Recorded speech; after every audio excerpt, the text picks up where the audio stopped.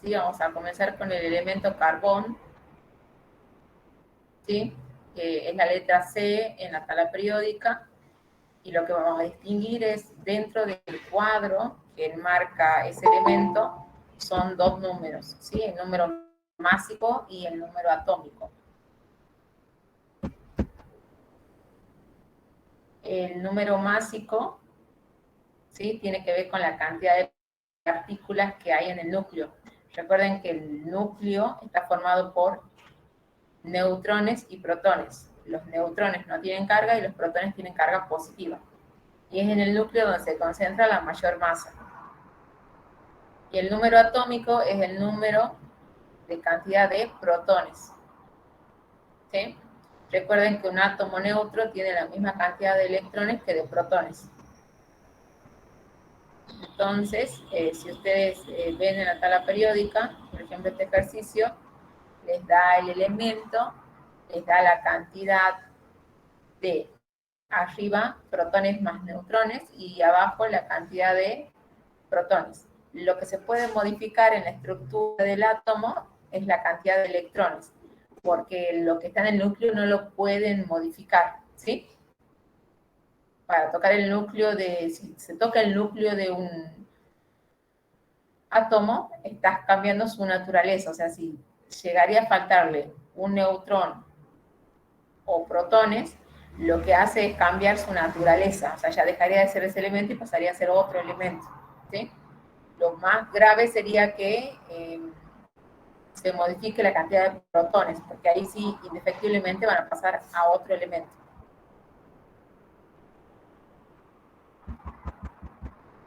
Bueno, se llama isótopos a los elementos que tienen diferente número atómico. ¿Sí? Este número atómico dijimos que era la cantidad de neutrones más protones. En la naturaleza, por cada elemento hay variantes, ¿sí? Y esas variantes radican en la diferencia de cantidad de neutrones dentro del núcleo. ¿Sí? Entonces, ustedes, por ejemplo, para el hidrógeno, tienen el hidrógeno, el deuterio y el tritio, ¿sí? Todos son hidrógenos, pero en la naturaleza lo que más hay es el hidrógeno, ¿sí? Que tiene un protón y un electrón. Eso El significa que puede deuterio, haber, perdón, significa que puede haber más variaciones del elemento con otro nombre. claro, generalmente el único elemento que tiene nombres propios, sus variantes, es el hidrógeno. En el caso de los otros elementos, solamente lo llamamos con el nombre del átomo y la cantidad de número atómico. Como ven acá en el cuadro, ¿Profe? carbono 14, carbono 13, carbono 14. Sí. Y en la tabla periódica, ¿cuál de estos tres en el caso del carbono aparece? Aparece el que existe en su gran mayoría, que es el carbono 12. ¿Sí? Por una cuestión estadística. ¿Se entiende? Sí, gracias. Bien. Después tienen cuando diferentes elementos poseen el mismo número másico, pero son diferentes elementos, se dice que esos elementos son isóbaros. ¿Sí? Tienen el argón, el potasio y el calcio, que tienen igual número atómico, pero obviamente si van a ver la estructura en el núcleo, lo que estamos diciendo es que la suma entre neutrones y protones es el mismo, ¿sí? Pero si vamos a ver microscópicamente la cantidad de neutrones y la cantidad de protones que tiene cada uno en su núcleo, es diferente. ¿Ven la tabla?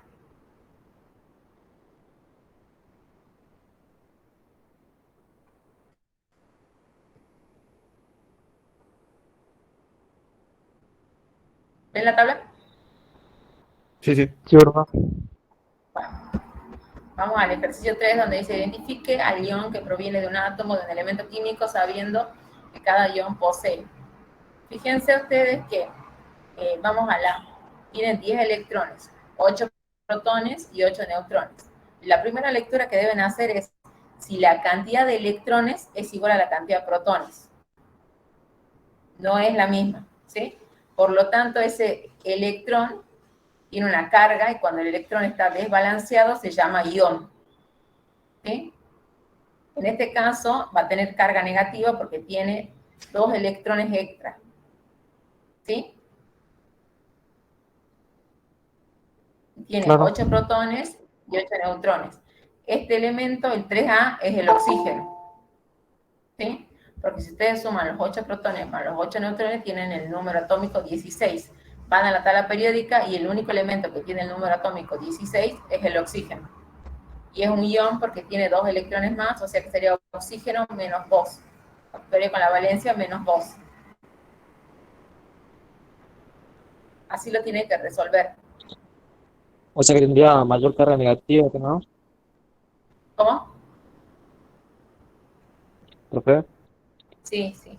¿podría decirse que es porque tiene mayor carga negativa? Claro. O sea, lo que aparece en la tabla es la suma de los protones y los neutrones. Sí. Perfecto. Vamos al ejercicio 4. Les dan la masa atómica media del magnesio y les dicen que las masas y abundancia de sus isótopos son de 23,985042 UMA, eso es un 78,99%, de 24,985837 UMA, que es un 10%, y de 25,982593 UMA, que es un 11,01%. Si ustedes suman el porcentaje, eso les da el 100%.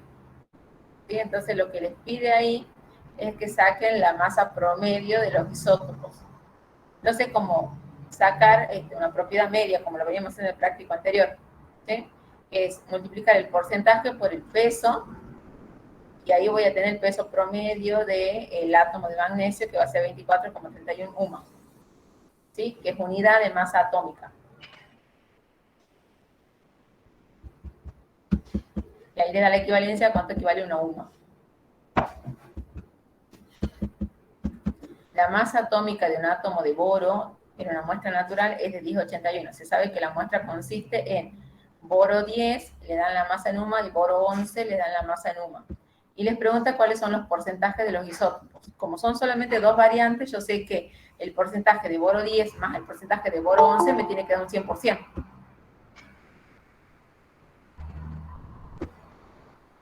¿Sí? Bueno. Por lo tanto, ustedes saben que X1 más X2 es igual a 100. ¿Sí? Entonces, acá reemplazan, ¿ven? O sea, 100 menos X1 es X2.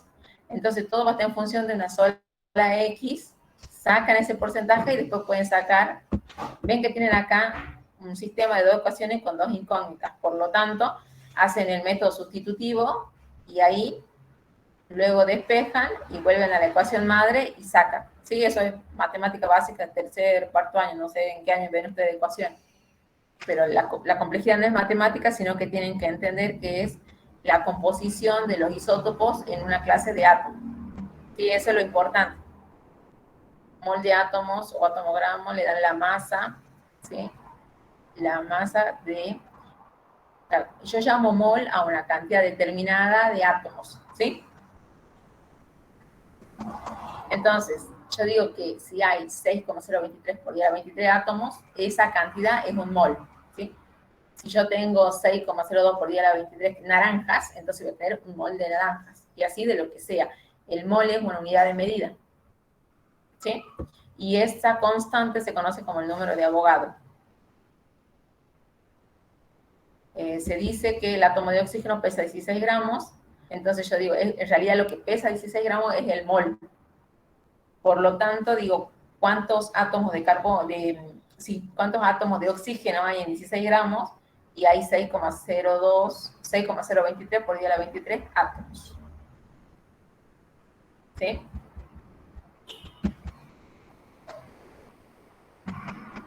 Bueno, acá solamente le hacen una regla de 3 porque dice que determinan la masa de un átomo de potasio y de cloro. O sea, la tabla periódica sabe cuánto pesa 6,02 por 10 a la 23 átomos. ¿Sí? El peso, eso es de 6,02 por 10 a la 23 átomos. Y les pide cuánto pesa un átomo. Entonces hacen la regla de 3 y sacan. Cuando les dicen átomo gramo, le están dando, es como decir mol. ¿Sí? O sea, un átomo gramo de nitrógeno pesa 14. Entonces, 23 átomos gramos va a pesar X. ¿Sí? Es solo aplicar regla de 3.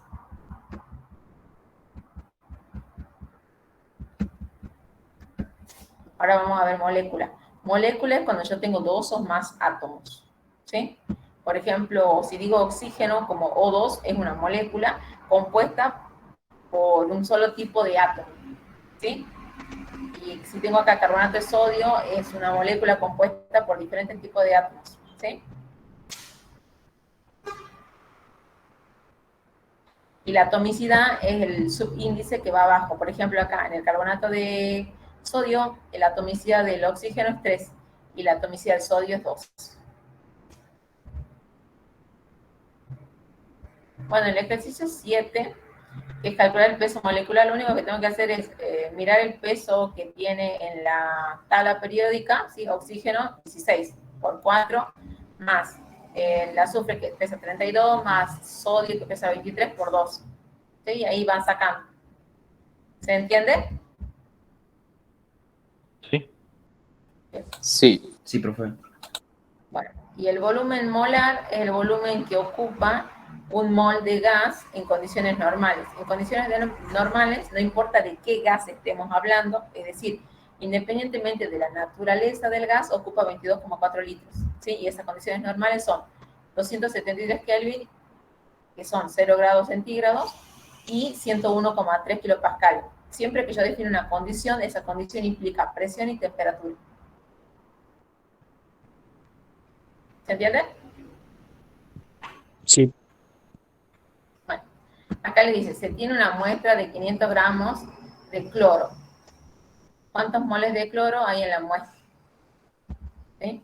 Entonces, sacan el peso molecular, como le dice cloro molecular, entonces el cloro molecular pesa 71, porque cada cloro pesa 35,5. ¿Cierto? Entonces, cuando yo O tenga sea, 500 gramos, el peso atómico del cloro es 35,5. claro, pero como me Perfecto. piden del cloro molecular, por eso pongo 71 acá. Claro. ¿Sí? Y después me piden el mol del gas en condiciones normales. Entonces, yo cuando tengo un mol, son 22,4 litros. Cuando tengo 7,04 moles, son 157,7 litros. ¿Sí?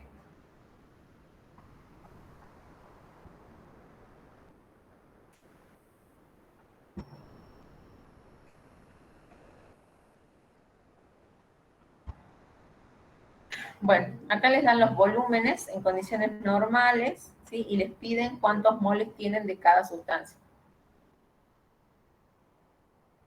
Saben que un mol ocupa 22,4 litros, entonces 0,6 litros, porque esto está en centímetros cúbicos, lo pasan a litro, van a ser X moles. ¿Sí? Lo mismo con el volumen del oxígeno. Y ahora vamos a comenzar a ver fórmula empírica y fórmula molecular. La fórmula química más sencilla que indica, la fórmula mínima es la fórmula más sencilla que indica un tipo de una relación entre los átomos, ¿sí? Es decir, cuántas partes de uno con cuántas partes de otro se combinan para formar un compuesto. Y la fórmula molecular, ¿sí? Es la relación verdadera, o sea, es la relación con la que realmente yo lo puedo encontrar en la naturaleza. O sea, la mínima es como agarrar una fracción y simplificarla, ¿sí? Y la fórmula molecular sería la fracción grande. ¿Se entiende?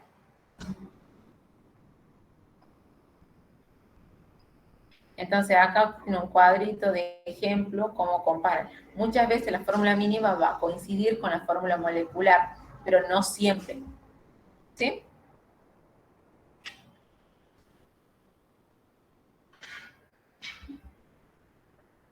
Bien. Acá les dicen que el glutamato de monosodio se utiliza para realzar el sabor de los alimentos y le dice cómo está hecha su composición, ¿sí? Y cuál es su fórmula empírica. Fórmula empírica es lo mismo que fórmula mínima, ¿sí? Entonces anoten eso, cuando le piden empírica es lo mismo que la mínima. Esto hay una metodología para resolverlo. Arman esta tabla, ¿sí? Donde ponen el nombre de los elementos, uno debajo del otro, ¿sí? Y el porcentaje lo ponen como si fueran gramos, ¿sí? O sea, copian el porcentaje que les da el enunciado como si fueran gramos. Luego lo dividen en el peso molecular de cada uno. O sea, este 13,6 se lo divide en 23, el 35,5 en 12, el 4,8 en 1 y el 8,3 en 14. ¿Sí? Una vez que lo divido, elijo el más chico, que es 0,59. Y ese 0,59 lo agarro como patrón y divido todas las masas en ese número, que es el más chico. Y acá me quedan números enteros. Y recién ahí es la fórmula empírica. ¿Sí? O sea, lo que tienen que hacer es aprender a construir esta tabla nada más. Es bien mecánico esta parte.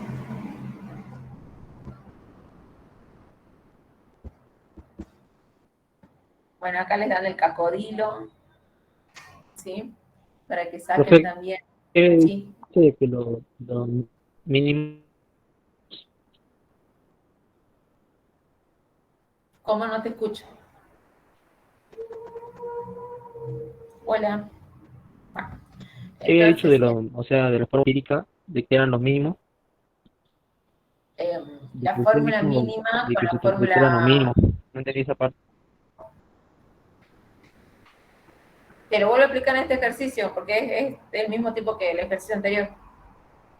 Ponen los elementos, traducen los porcentajes como si fueran gramos, dividen cada elemento en su peso molecular. Esto es 22,88 dividido en 12, 5,76 dividido en 1. Acá les Esa ponen división peso te da cuántos moles hay, ¿verdad? claro. Entonces ponen los moles, de ahí eligen el número más chico, en este caso el 0,95, y dividen todas las columnas en 0,95. Y ahí le van a quedar números enteros. Y esa es la fórmula empírica. ¿Sí? Luego les dan la fórmula molecular. Entonces dividen la fórmula molecular en la empírica y saben que el coeficiente es 2. Entonces multiplicando por 2 la empírica van a tener la molecular.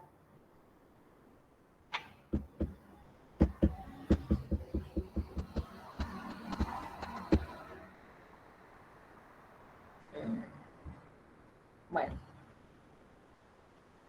Acá les da un hidrocarburo que produce dióxido de carbono y agua, ¿sí? Entonces yo tengo una reacción de oxidación donde de la muestra obtengo dióxido de carbono y agua y la composición centesimal del hidrocarburo, ¿sí? Yo tengo que relacionar todo el carbono se va a convertir en dióxido de carbono y todo el hidrógeno se va a convertir en agua. Entonces lo que yo digo es, en una molécula de dióxido de carbono hay 12 gramos de carbono. ¿Y cuánto pesa el dióxido? 44. Entonces, cuando yo tenga 0,8661 de dióxido de carbono, voy a tener tanto de carbono. Y lo mismo con el agua. Entonces tengo la masa del hidrógeno y la masa del carbono. Y construyo mi tabla. ¿Sí? Todos estos cálculos corresponden a las tablas que nosotros ya habíamos aprendido a hacer. En este caso, como me da un número decimal, yo lo que tengo que hacer es multiplicarlo por el mismo número arriba y abajo hasta que llegue a un entero, ¿sí? Que en este caso es el 4. Porque no puedo tener una fórmula mínima o una fórmula molecular con números decimales, ¿sí? Eso no existe. Como me dan la fórmula molecular dividida en la mínima, tengo la atomicidad.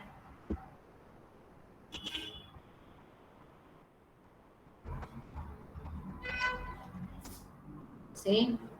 Entonces ahí le dicen cuántos son los gramos de carbono que provienen del carbono que hay en la mezcla. Le dan los gramos, hacen la regla de 3 y sacan los gramos totales.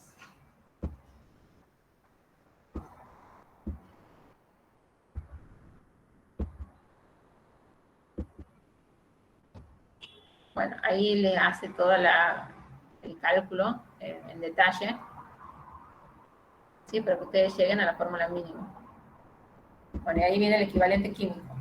Sí, esto sí anótenlo, chicos, porque esto es una definición del libro y es lo que les piden muchas veces en el parcial, en el final, y es lo que además tienen que aplicar para resolver los problemas. ¿Sí? Una cosa es el equivalente químico y otra cosa es el equivalente gramo. Y esto lo copian como está y se lo tienen que aprender. ¿Eso tiene que ver con el porcentaje isótopo que hemos visto antes, profesora? ¿Cómo? No te escucho.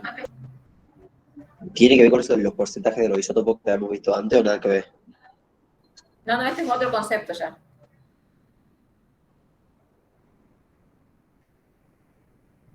Sí, esto lo tienen que aprender de memoria, es una definición. ¿Sí? Eso sí o sí lo tienen que aprender.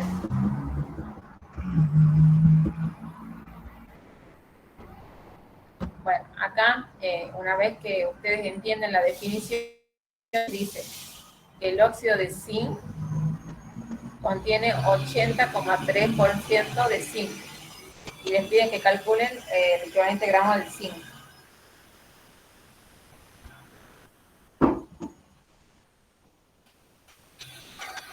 O sea, muchas veces, ¿cuántas partes de zinc pesan lo mismo que 8 partes de oxígeno? ¿Cómo me puedes repetir la pregunta? Tipo, el equivalente está indicando cuántas partes de zinc pesan lo mismo que 8 partes de oxígeno. Eso sería más o menos. Que se combinan con 8 partes de oxígeno. Que se combinan, se dice. Bien. Bueno, entonces hacen ahí la regla de 3.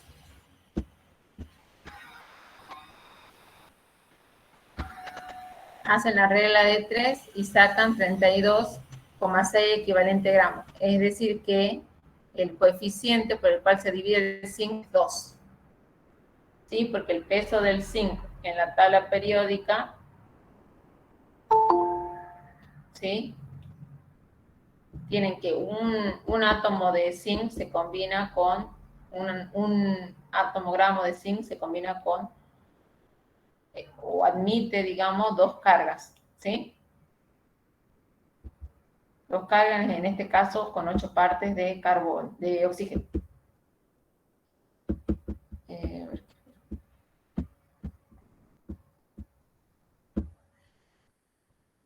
Bueno, acá dicen cuál es la masa atómica del metal que forma un óxido con fórmula M2O y M2O3, ¿sí? Y le dan el porcentaje de la masa en el óxido, ¿sí? Porcentaje del metal. Entonces, es el mismo problema que tienen en el problema 15, ¿sí? El mismo planteo. Este quiero que lo hagan y vean si llegan al mismo resultado para ver si lo están entendiendo. Les voy a dar 10 minutos para que lo hagan, ¿sí? Profe, Y en 10 minutos, sí. una consulta. ¿Cómo es el tema de la asistencia? ¿Debemos colocarlo en el chat? Sí. Ok. Bueno, les doy 10 minutos para que terminen el problema.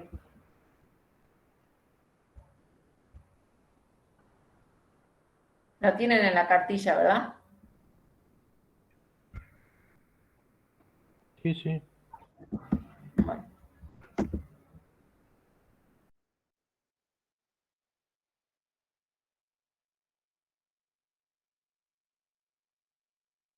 Profe, si lo puede poner, ahí está, joya, porque por la faceta caída, entonces.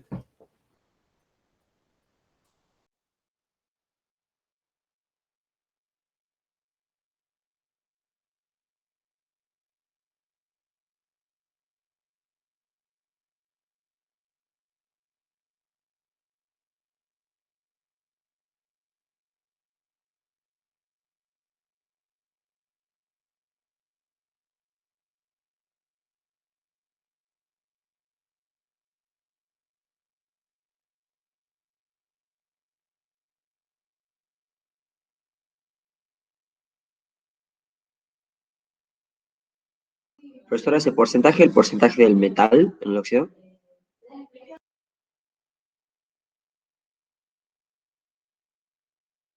Sí, sí, el porcentaje del metal.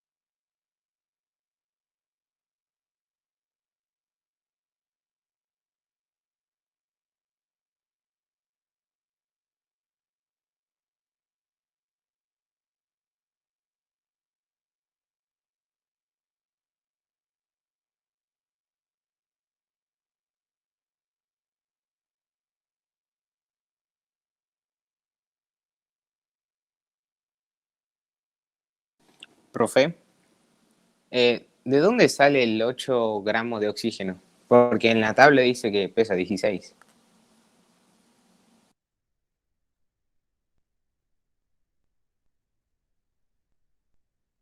Porque es la definición que les he recalcado como 3 veces que se la tienen que aprender de memoria. Es la definición de equivalente. De bueno, no la había leído. Bueno, eso lo tienen que saber como el Padre Nuestro. ¿Sí?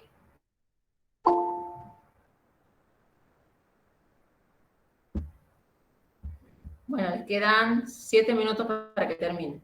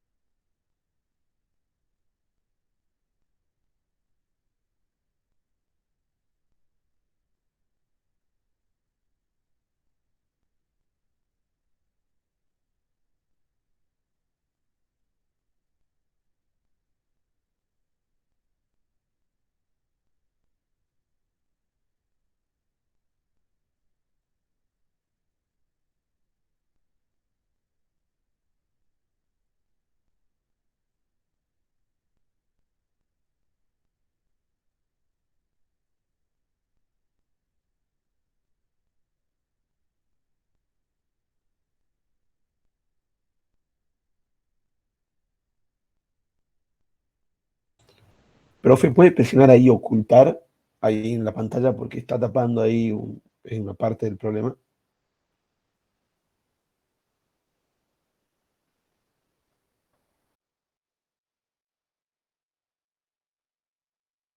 ¿Me puedes repetir la pregunta? Que ahí abajo, donde me está mostrando el problema, le aparece algo del Meet ahí abajo y que está tapando ahí para colgar. Si puede apretar ocultar, gracias.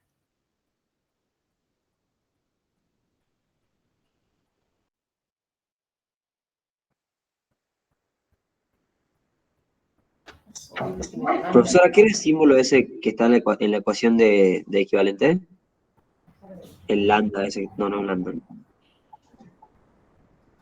Creo que el número de oxígeno en la fórmula. De bueno, gracias.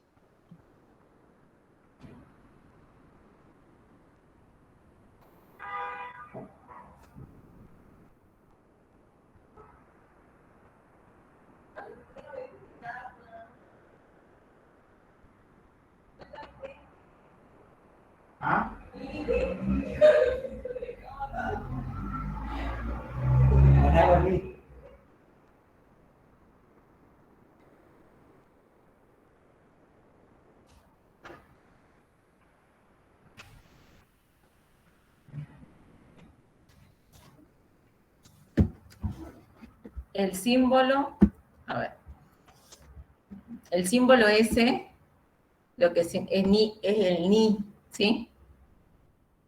El ni viene a ser la valencia del elemento. Es decir, la cantidad de electrones que hay en juego cuando se combina con otro elemento. ¿Sí? ¿Se entiende? Sí, muchas gracias. Bien.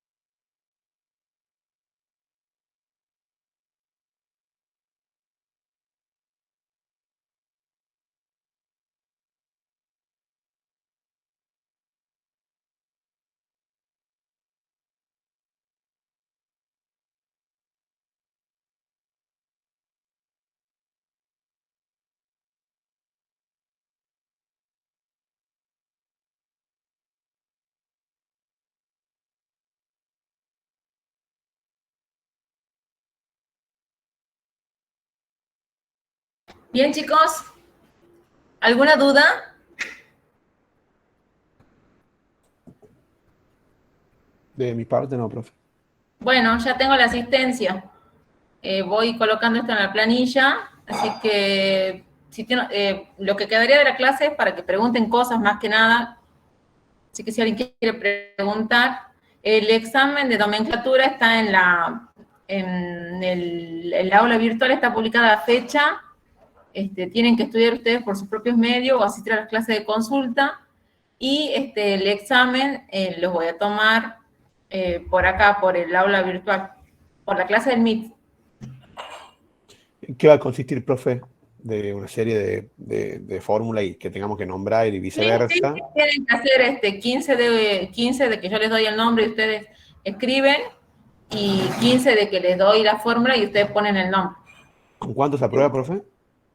Tienen que tener 8 de cada uno. Ah, perfecto. Gracias. ¿En cuánto Bueno, tiempo? 10 minutos.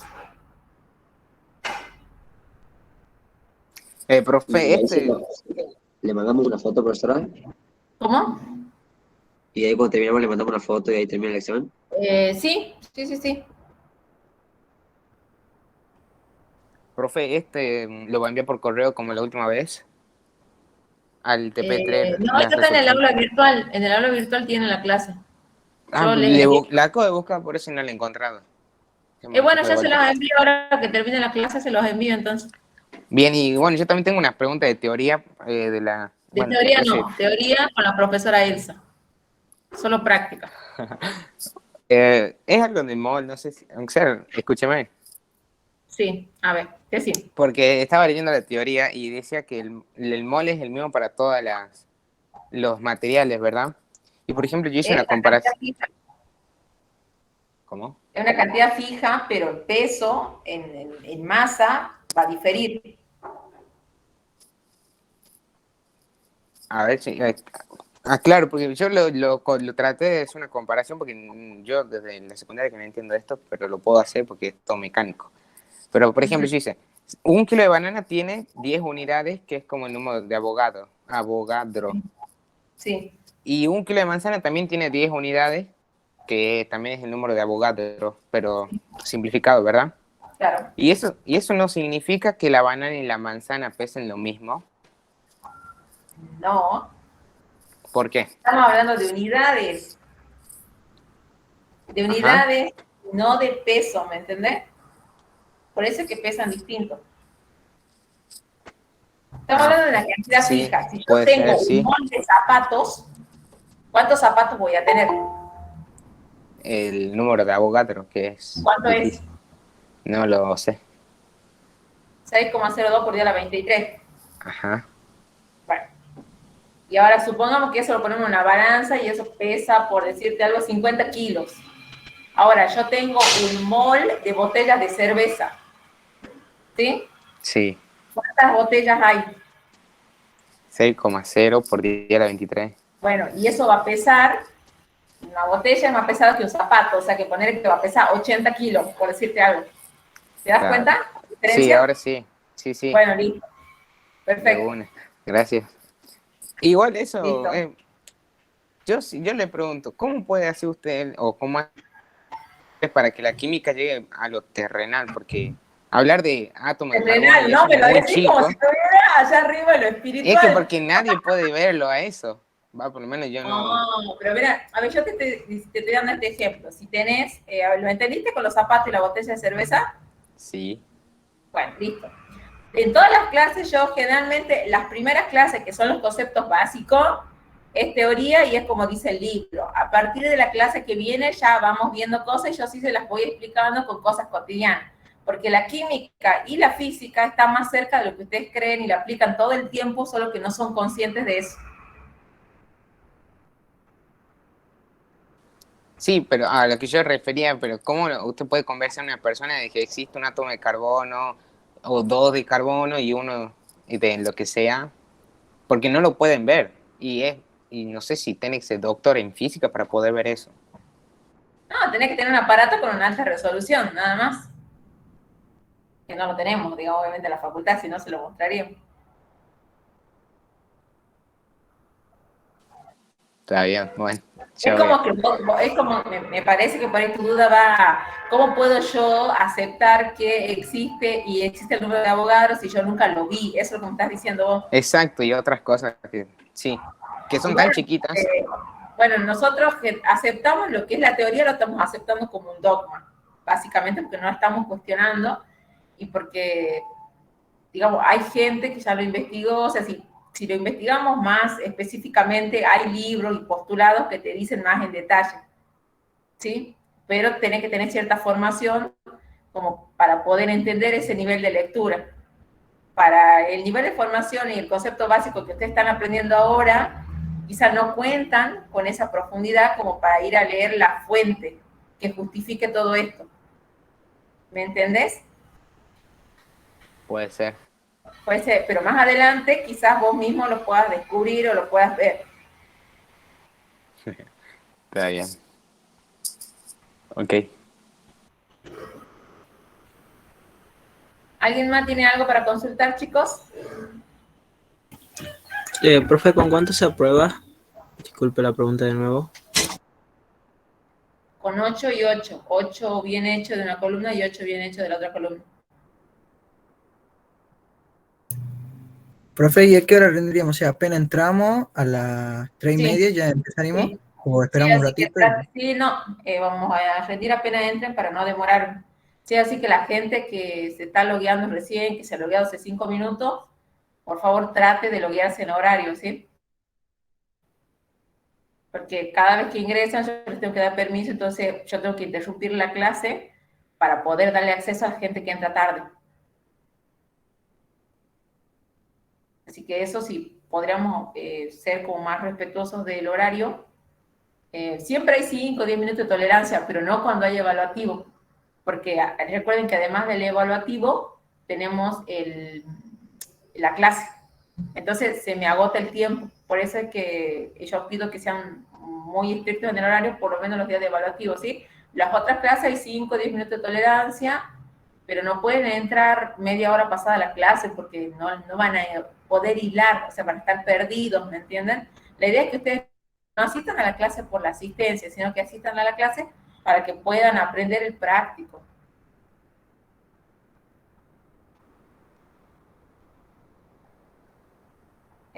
El día que rindan, les voy a decir bien cuáles son las condiciones. Ustedes lo que tienen que ir haciendo ahora es estudiar.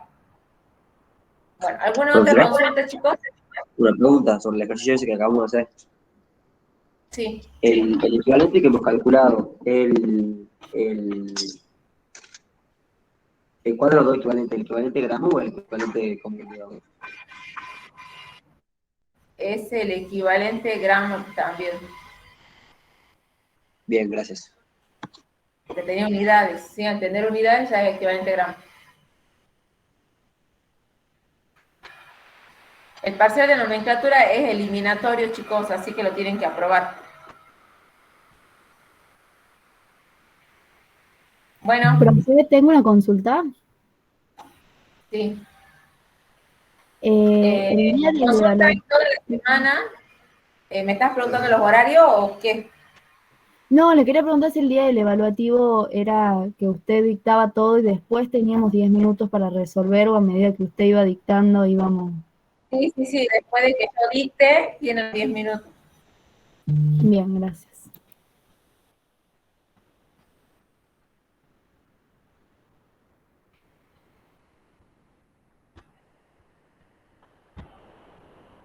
Profe, disculpe, ¿qué había dicho del parcial que era eliminatorio? O sea, si no aprobamos el primer parcial, ¿no podemos rendir el segundo parcial? Nomenclatura es eliminatorio, nomenclatura. Estamos hablando de nomenclatura. Ah,